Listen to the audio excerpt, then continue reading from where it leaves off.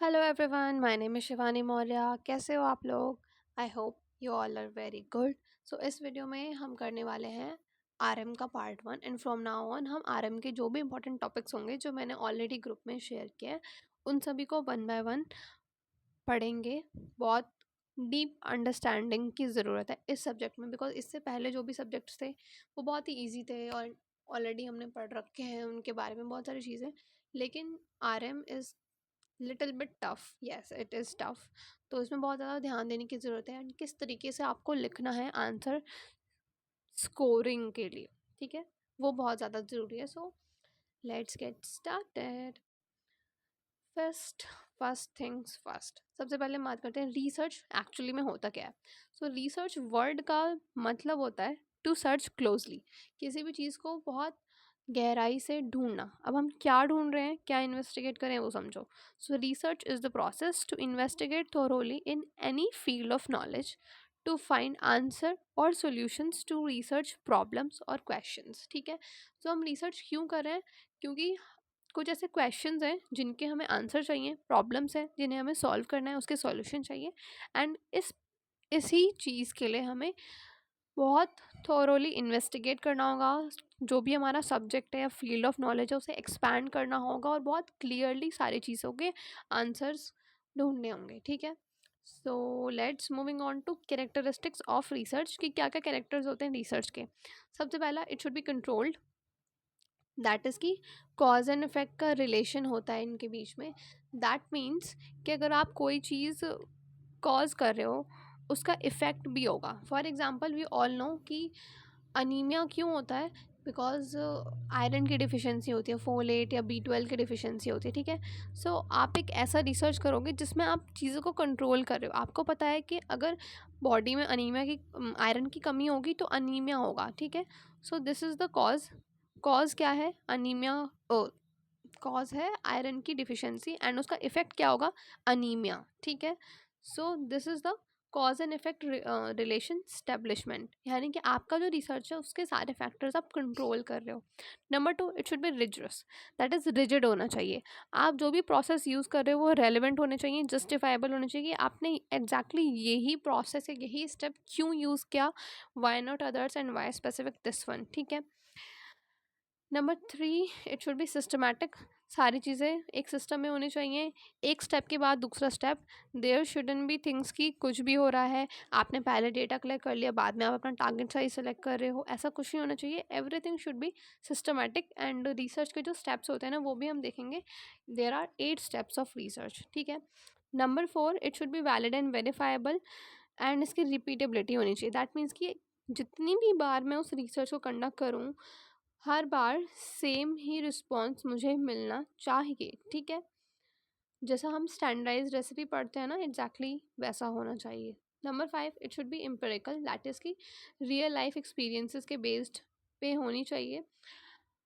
And ऐसा नहीं होना चाहिए कि हम जो रिसर्च कर रहे हैं उसमें हमने जो था हाइपोथेसिस लिया वो कम्प्लीटली फिक्शनल है या उसका रियल लाइफ से कोई रिलेशन ही नहीं है, ऐसा नहीं होना चाहिए। Number 6, it should B critical. Critical बोलने का मतलब ये नहीं कि वो कंफ्यूजिंग होना चाहिए। क्रिटिकल बोलने का मतलब है कि हम जो रिसर्च कर रहे हैं ना उसका हमारे पास एक फुल प्रूफ प्लान होना चाहिए। फुल प्रूफ प्लान की हम कौन सा टूल यूज़ करेंगे, हम क्वेश्चनेयर यूज़ करेंगे, हम केस स्टडी यूज़ करेंगे, हमारा टारगेट ग्रुप क्या होगा। एंड हर चीज़ के लिए ना हमारे पास एक बैकअप होना चाहिए कि अगर एक चीज़ वर्क नहीं करी तो दूसरी चीज़ वर्क करनी चाहिए। ऐसा नहीं है कि आपने प्लान में कुछ और लिखा एंड बाद में जब उसे ऑपरेट किया तो कुछ और ही चीज़ कर दी। No, it should be very specific, ठीक है। बात करते हैं ऑब्जेक्टिव्स ऑफ रिसर्च की कि हम रिसर्च करते क्यों हैं। So number 1 is to explore the unknown. जो चीज़ हमें नहीं पता है उसको ढूंढने के लिए obviously. Number 2, to describe the features. कभी कभार हम किसी चीज़, कोई न्यू चीज़ होती है, कोई न्यू फिनोमेना होता है तो हम उसके फीचर्स को डिस्क्राइब करने के लिए रिसर्च करते हैं। फॉर एग्जांपल कि कोई डिसऑर्डर आ गया है, कोई न्यू प्रॉब्लम आ गई है तो हम उसको स्टडी करेंगे ताकि हमें उसके बारे में और पता चले एंड हम उससे खुद को प्रिवेंट कर सकें, ठीक है। Number 3, to explain a phenomena. Again वही कॉज एंड इफेक्ट रिलेशनशिप कि अगर मैंने ये चीज़ किया तो ये क्यों हुआ, उसका क्या इम्पैक्ट पड़ा, क्या इफेक्ट हुआ, ठीक है। उस चीज़ को समझने के लिए हम रिसर्च करते हैं। दैट इज़ कि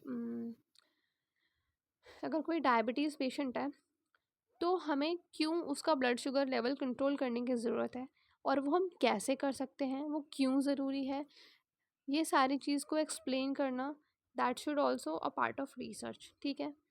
टू प्रिडिक्ट फ्यूचर एक्टिविटीज़, कभी कभार हम फ्यूचर की एक्टिविटीज़ को प्रिडिक्ट करने के लिए भी रिसर्च करते हैं, जिसका एग्जांपल है वेदर फोरकास्ट। वेल ये तो बहुत ही क्लासिक एग्जांपल हो गया, जनरलाइज्ड। अगर हम बात करें डाइट के फॉर्म में, सो वी कैन से कि देर आर नाउ मशीन्स जो प्रिडिक्ट कर सकते हैं कि नेक्स्ट 10 ईयर्स में एक पर्सन को सीवीडी होने के चांसेस कितने हैं। ठीक है।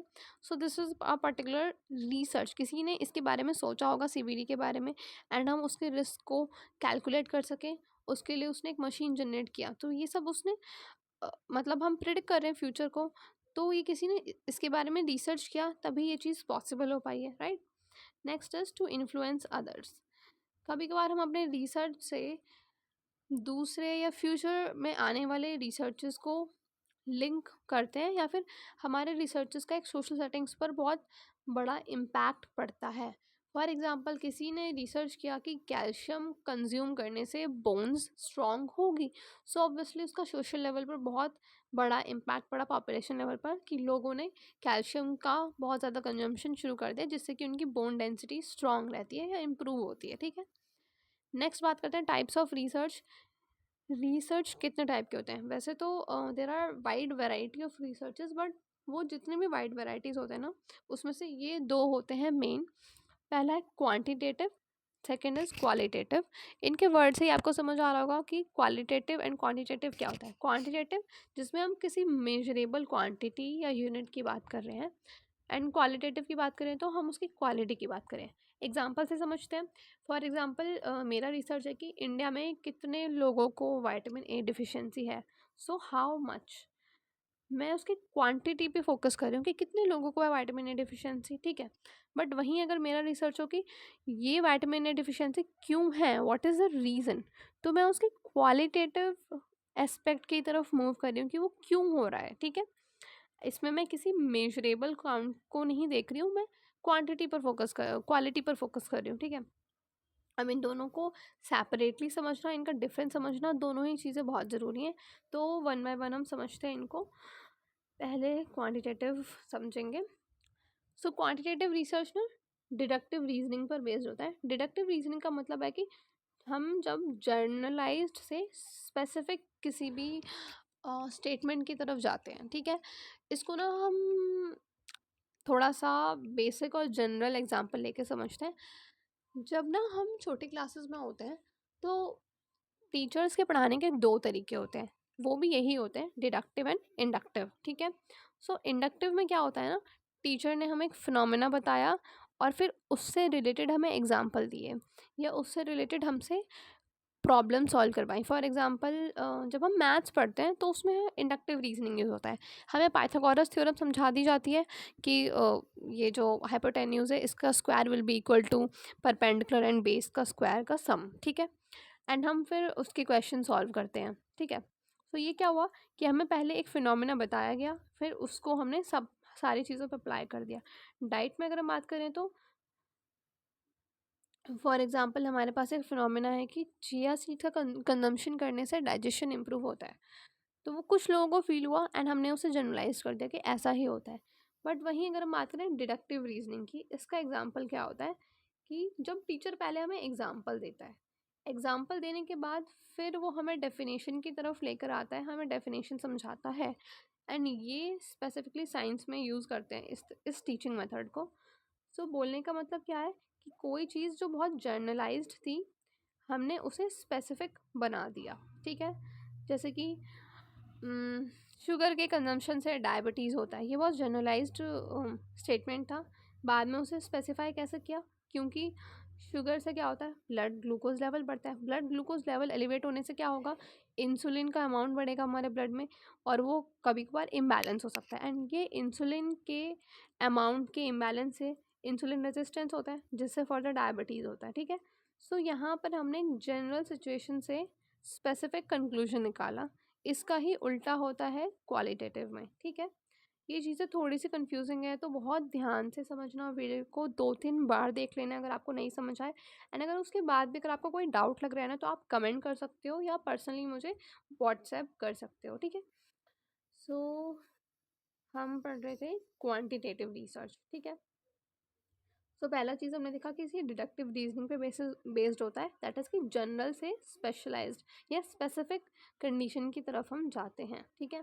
ये स्ट्रक्चर्ड होता है, रिजिड होता है, प्री डिटरमाइंड होता है, एंड इसमें ऑब्जेक्टिव अप्रोच लगती है। अब देखो अप्रोचेस को भी समझो, अप्रोचेस दो टाइप की होती हैं, objective and subjective. Objective approach का मतलब है, बहुत ही लेमन लैंग्वेज में समझा रही हूँ, ऑब्जेक्टिव अप्रोच का मतलब है कि आपके दिमाग में किसी भी फिनोमेना या किसी भी चीज़ को लेकर पहले से जो भी अवधारणाएं थी, जो भी प्रिजम्पशंस थे, उन सबको हटा के अपना दिमाग खाली कर देना है। एंड उसके बाद आप उस खाली दिमाग से रिसर्च करोगे, तो आपके पास एक डेटा होगा, डेटा से आप स्टैट्स निकालोगे, उस स्टैट्स के बेसिस पे आपने कंक्लूजन दिया, वो हुआ आपका ऑब्जेक्टिव अप्रोच, ठीक है। यानी कि आपके पास्ट एक्सपीरियंसेस के बेसिस पे नहीं है ये कंक्लूजन, ये जो कंक्लूजन है ये आपके रिसर्च में जो डेटा निकला है इसके बेसिस पर है, ठीक है। ऑन दी अदर हैंड जब हम बात करते हैं सब्जेक्टिव अप्रोच की, सब्जेक्टिव अप्रोच का मतलब है कि आपके दिमाग में किसी पर्टिकुलर सब्जेक्ट मैटर को लेके 10 बातें थी, अब उन 10 चीज़ों को आपने ऑर्गेनाइज किया, एंड उन ऑर्गेनाइजेशन के बाद आप रिसर्च करोगे, एंड रिसर्च करने के बाद जो कंक्लूजन आया आप उसे लिखोगे, ठीक है। तो आई होप आपको इन दोनों में फ़र्क समझ आया होगा। ऑब्जेक्टिव अप्रोच का मतलब ये है कि आप अपने पास्ट एक्सपीरियंसेस को हटा दोगे, डेटा के बेसिस पे रिसर्च करोगे एंड कंक्लूजन होगे।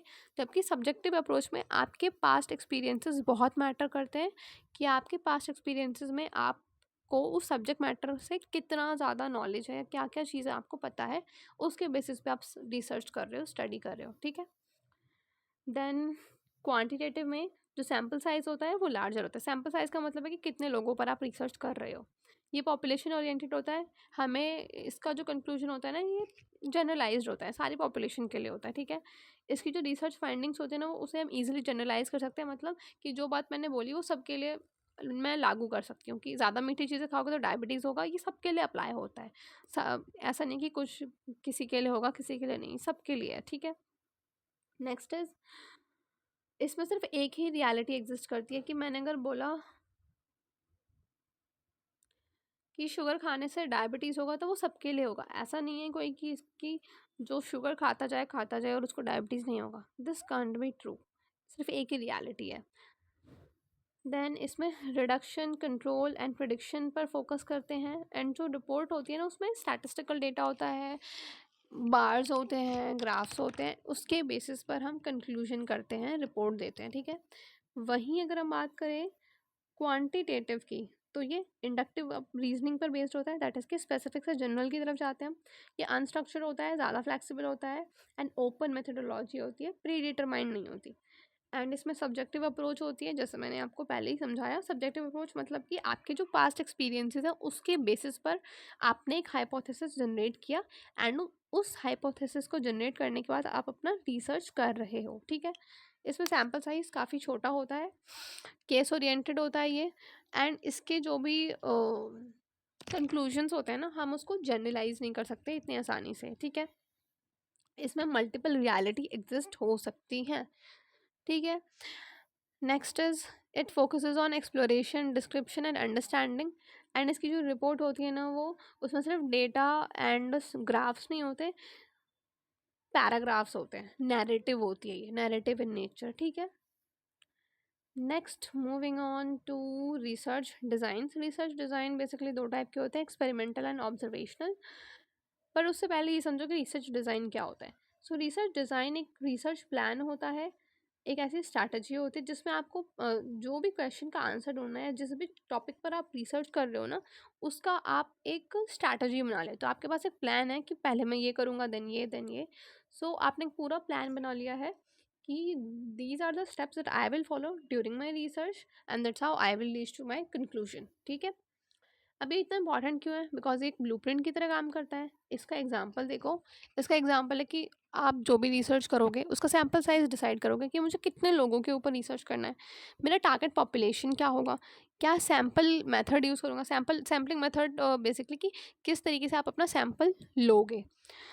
देन सैम्पल लेने के बाद आपका डेटा कलेक्शन का मेथड क्या होगा, दैट इज़ कि आप क्वेश्चनेयर चूज़ करोगे या फिर आप ऑनलाइन फॉर्म्स फिल करवाओगे, आप इंटरव्यू करोगे, केस स्टडी करोगे, दैट इज़ डेटा कलेक्शन के different methods. Then data analysation way, data को एनालाइज कैसे करोगे, ग्राफ के फॉर्म में करोगे, बार के फॉर्म में करोगे, histogram, pictograph, there are like wide variety of data analysation techniques, तो आप कौन सा यूज़ करोगे। Then statistical methods apply to find the conclusion, आप कौन सा मेथड अप्लाई करोगे जिससे कि आपको एक फाइनल कंक्लूजन मिल जाए, ठीक है। And further it sets the boundaries for research and help the researcher to imply energy in right direction. अब किसी को अगर ऑलरेडी सारा प्लान पता है, first step, second step, third step, तो वो स्टेप बाय स्टेप फॉलो करेगा एंड अपना रिसर्च कंप्लीट करेगा। अगर उसको कोई स्टेप्स ही नहीं पता है तो वो सिर्फ वंडर करता रह जाएगा कि मुझे अब क्या करना है, अब क्या करना है। सो ये रिसर्चर की एनर्जी को राइट डायरेक्शन में इम्प्लाई करने में हेल्प करता है। It helps investigation to anticipate potential problem in study implementation, यानी कि स्टडी करते वक्त क्या क्या प्रॉब्लम्स होंगी उसको भी इन्वेस्टिगेट करने में हेल्प करता है। It helps in getting review from experts, आपके पास एक पूरा डेटा प्लान है तो आप एक्सपर्ट्स की एडवाइस ले सकते हो कि क्या ये सारे स्टेप्स फॉलो करने से मुझे सही रिजल्ट मिलेंगे, येस और no. It also reduces cost and time, obviously अगर आप कोई भी चीज़ ऑलरेडी प्लान कर लेते हो तो आपका बहुत सारा टाइम बच जाता है एंड कॉस्ट भी बच जाता है, ठीक है। एंड फर्दर इन सबको पढ़ लेना। It helps in relevant data collection and analysis, assist in smooth flow of research operations, facilitate smooth scaling. वैसे ये सब इतना ज़रूरी नहीं है, जो मेन चीज़ था कि इसका डेफिनेशन क्या है एंड ये वाला जो पार्ट था ना कि हम डिसाइड कैसे करते हैं क्या क्या चीज़ें होती हैं। फर्दर ये जो है ना इसको हम और भी ब्रीफ में एग्जाम्पल लेके समझाऊंगी नेक्स्ट वीडियोस में, बिकॉज अगर आप PYQs देखोगे ना तो एग्जैक्टली इस पार्ट के ऊपर डायरेक्ट 10 मार्क का क्वेश्चन आता है, ठीक है। तो इसको तो मैं एग्जाम्पल लेके सॉल्व करके तब आपको समझाऊंगी। बस अब आप बेसिक चीज़ समझ जाओ कि ये रिसर्च डिज़ाइन या रिसर्च प्लान क्यों ज़रूरी होता है, ठीक है। नेक्स्ट है रिसर्च प्रोसीजर, ये लास्ट टॉपिक है एंड ये बहुत इंपॉर्टेंट है। सिर्फ इतना जो पार्ट है ना, ये जो 8 स्टेप्स मैं दिखा रही हूँ, सिर्फ इसको आपने याद कर लिया ना तो इसका डायरेक्ट 5 to 10 मार्क का क्वेश्चन आता है एंड बहुत ज़्यादा इम्पॉर्टेंट है, not just from theory exam purpose, even आगे आगे आप अपना रिसर्च करोगे उसमें भी ये स्टेप्स आपको बहुत ज़्यादा काम आएंगे अगर आप इनको फॉलो करोगे तो, ठीक है। सो रिसर्च का प्रोसेस जो होता है ना उसमें 3 फेज़ होते हैं, 8 स्टेप्स होते हैं। तो तीनों फेज़ का एक निमोनिक बना दिया मैंने, WWH, ठीक है। WWH का मतलब वर्ल्ड वाइड हैंडसम नहीं है, WWH का मतलब है what to research, when to research and how to research. That is सबसे पहला क्या क्या रिसर्च करना है, फॉर्मुलेटिंग अ रिसर्च क्वेश्चन या problem. Then when to research, कब करोगे आप अपना रिसर्च उसको प्लान करोगे, ठीक है। Then third is how to research, actually में आप रिसर्च करोगे कैसे। So this is the third stage, ठीक है। अब इसके स्टेप समझो, फेजेस तो नहीं पूछे जाते हैं, ये स्टेजेस नहीं पूछे जाते, लेकिन जो इसके स्टेप्स हैं ना वो पूछे जाते हैं and these are very important. So देखो first step, step number 1, formulating a research problem, कि वही आप अपना रिसर्च टॉपिक चूज़ करोगे कि किस टॉपिक पर आपको रिसर्च करना है। Then step 2, conceptualising a research design, आप एक रिसर्च डिज़ाइन चूज़ करोगे जो अभी मैं बता रही थी, ठीक है। Then step 3, constructing the instructions for data collection, data collection मतलब कि वही जो आप डेटा कलेक्ट करोगे तो वो आप किस मेथड से करोगे एंड किस टाइम पर करोगे, किस लोग के साथ करोगे, उसका एक पूरा इंस्ट्रक्शन सेट बनाना स्टेप 3 में आता है। Then step 4, selecting a sample और टारगेट ग्रुप, क्या आपका टारगेट ग्रुप क्या होगा। देन स्टेप 5, एक रिसर्च प्रपोजल लिखना, राइटिंग अ रिसर्च प्रपोजल। ये स्टेप बहुत ज़रूरी है बिकॉज जितना इम्प्रेसिव और क्लियर और सिंपल आपका रिसर्च प्रपोजल होगा वो उतनी जल्दी अप्रूव होगा एंड उतनी जल्दी आप अपना रिसर्च शुरू कर सकते हो। Then step 6 is data collection, कि अब फाइनली आपने रिसर्च प्रपोजल बना लिया है, तो डेटा कलेक्ट करोगे जिससे कि आप रिसर्च कर सको। Then step 7, processing and displaying data. अब आपके पास डेटा तो आ गया, उसे आप प्रोसेस करोगे, ऑर्गेनाइज करोगे और डिस्प्ले करोगे। डिस्प्ले करने का मतलब है आप चार्ट बनाओगे, ग्राफ बनाओगे, पिक्टोग्राफ बनाओगे, हिस्टोग्राफ बनाओगे। That all depends on you and the type of data you have. Then step 8, writing a research report. आपने डेटा कलेक्ट कर लिया, आपने प्रोसेस कर लिया, डिस्प्ले कर लिया, उसके बाद आप एक कंक्लूजन लिखते हो। अपने पूरे रिसर्च को, आपकी जो भी सालों की मेहनत है, आप उसे 1 2 3 मैक्सिमम 3 to 4 पेजेस में डिफाइन करते हो, जिससे कंक्लूजन मिलता है। And this conclusion is very important. जितना अच्छा, इम्पॉर्टेंट, जितना इम्प्रेसिव आप इसको लिखोगे ना, उतना ही ज़्यादा फेमस आपका रिसर्च होगा। So that's all for this video. I am again repeating, RM बाकी सब्जेक्ट से थोड़ा क्रिटिकल है, इसका राइटिंग मेथड और इसमें याद करने वाली चीज़ें भी होंगी। आपको ये सारे स्टेप्स लाइन वाइज याद करने हैं। कि हम पहले, एक सेकेंड, हम पहले एक रिसर्च प्रॉब्लम फॉर्मुलाइज करेंगे, देन उसके बाद उसकी प्लानिंग करेंगे कि कौन सा हमारा रिसर्च डिज़ाइन होगा। फिर डेटा कलेक्शन का आप इंस्ट्रक्शन सेट करोगे, देन सैम्पल ग्रुप सेलेक्ट करोगे, रिसर्च प्रपोजल लिखोगे, डेटा कलेक्ट करोगे, डेटा को प्रोसेस करोगे, रिपोर्ट लिखोगे। ठीक है, तो इन स्टेप्स को ना अपने माइंड में इमेजिन करते रहना कि आप रिसर्च कर रहे हो एंड आप इस स्टेप पर बढ़ गए हो। आप ऐसे याद करोगे ना, तो आपको ये 8 स्टेप्स ईजिली याद हो जाएंगे। एंड जो भी चीज़ें मैंने बताई हैं इस वीडियो में, they all are very relevant. इसको अच्छे से समझ लेना, बिकॉज ऑल दीज थिंग्स आपके सिर्फ थ्योरी एग्जाम के लिए ही नहीं, जब आप सच में अपना रिसर्च कंडक्ट करोगे ना, थीसिस लिखोगे, उसमें भी रेलिवेंट होगा। So that's all for this video. Thank you for watching. Make sure to like, share and subscribe. तब तक के लिए बाय बाय, टेक केयर।